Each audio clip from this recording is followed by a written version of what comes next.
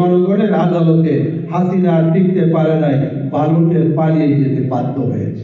এটা হলো জনগণের বিচার। সুতরাং আমরা মনে করি না যে আবার জনগণ একত্রিত হয়ে আপনাদের বিচার করবে। আজকে হেফাজতের সেই কালো রাত্রিতে যারা শাহাদত বরণ করেছে, পঙ্গুত্ব বরণ করেছে, তাদেরকে খুঁজে বের করে সেই বিচার করার দায়িত্ব হলো বর্তমান সরকারের। জনগণের প্রতিষ্ঠিত সরকার এটা। আপনারা যদি মনে করেন জনগণের ভোটে নির্বাচিত সরকার আপনারা, তাহলে জনগণের পক্ষে কাজ করবেন। সুতরাং শাপলাতে যারা শাহাদত বরণ করেছে, 21-এ যারা শাহাদত বরণ করেছে, 24-এ যারা শাহাদত বরণ করেছে, সকলের বিচার নিশ্চিত করতে হবে। সব শর্ত মেনে আমরা দস্তখত দিছি। এই যে জনগণের সাথে আপনারা প্রতারণা করলেন, কারণ 24-এর এই গণ অভ্যুত্থানে যারা শাহাদত বরণ করেছে এবং হাসিনার বিরুদ্ধে দীর্ঘদিন যারা সংগ্রাম করেছে, তারা সংস্কারের পক্ষে, এবং সেই সময় আপনারাও পক্ষে ছিলেন।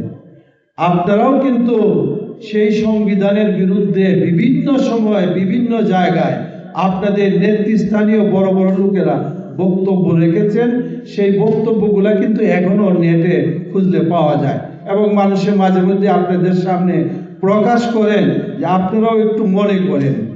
এবং 24-এ যখন গণ অভ্যুত্থানের মাধ্যমে একটা নতুন অন্তর্বর্তীকালীন সরকার প্রতিষ্ঠিত হয়েছে, আপনারাও সেই সময় এই ছাত্র জনতাকে অনেকভাবে তাদের শুকরিয়া আদায় করেছেন, যে তাদের কারণে, এই নিষ্পাপ বাচ্চাদের কারণে আমরা মুক্ত হয়েছি। কারো মা মুক্ত হয়েছে, জেল থেকে মুক্তি পেয়েছেন, এবং বিদেশ থেকে দেশে ফিরত আসতে পেরেছেন, প্রধানমন্ত্রী হইতে পেরেছেন। সুতরাং এই জন্য এখন দায়িত্বকার। এক কথায় আমি বলতে চাই যে এখন, এতদিন আমাদের এই বিচারের কথা বলার জায়গা ছিল না। আপনারা তো ওই সময় বলছেন যে হেফাজতের পক্ষে দাঁড়াও তোমরা, আপনাদের মা বলেছে দাঁড়াইবার জন্য। তা আজকে হেফাজতের সেই কালো রাত্রিতে যারা শাহাদত বরণ করেছে, পঙ্গুত্ব বরণ করেছে, তাদেরকে খুঁজে বের করে সেই বিচার করার দায়িত্ব হলো বর্তমান সরকারের।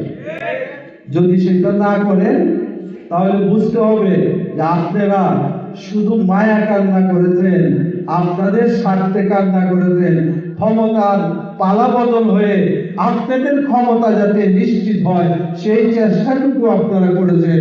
মূলত আমাদের প্রতি, হেফাজতের লোকদের প্রতি কোনো আন্তরিকতা আপনাদের ছিল না। তৎকালীন সংসদে বিরোধী দলীয় নেত্রী খালেদা জিয়া, তিনিও কিন্তু হেফাজতের পক্ষে কথা বলেছেন। যাই হোক, আমি বলতে চাই যে 12 বছর চলে গেছে, 14 বছর চলে গেছে। এখন যদি আমরা মনে করি যে জনগণের প্রতিষ্ঠিত সরকার এটা, আপনারা যদি মনে করেন জনগণের ভোটে নির্বাচিত সরকার আপনারা, তাহলে জনগণের পক্ষে কাজ করবেন। সুতরাং শাপলাতে যারা শাহাদত বরণ করেছে, 21-এ যারা শাহাদত বরণ করেছে, 24-এ যারা শাহাদত বরণ করেছে, সকলের বিচার নিশ্চিত করতে হবে। জনগণের বিচার ভিন্নভাবে হয়। যে এটা 24-এ হাসিনার বিরুদ্ধে যে একটা বিচার হয়েছে, সেটা হলো জনগণের আদালতে হাসিনা টিকতে পারে নাই, ভারতের পালিয়ে যেতে বাধ্য হয়েছে। এটা হলো জনগণের বিচার। সুতরাং আমরা মনে করি না যে আবার জনগণ একত্রিত হয়ে আপনাদের বিচার করবে। সুতরাং জনগণের অধিকার এই বিচার পাওয়া। সুতরাং জনগণের পক্ষে থাকেন, আপনারা দেশ শাসন করবেন, কিন্তু জনগণের বিপক্ষে গিয়ে জনগণকে তাদের অধিকার থেকে বঞ্চিত করে দেশ পরিচালনা করতে জনগণ দিতে